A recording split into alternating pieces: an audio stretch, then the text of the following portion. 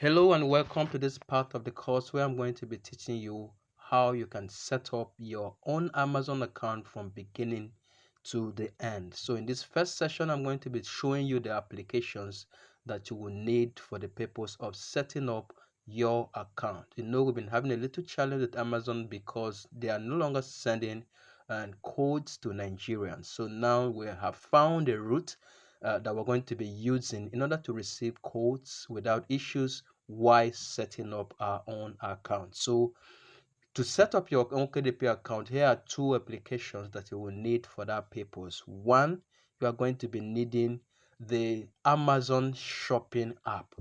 That application is what we're going to be using to kickstart the process. And then in addition to that, you are also going to be needing another application called the Google Authenticator app.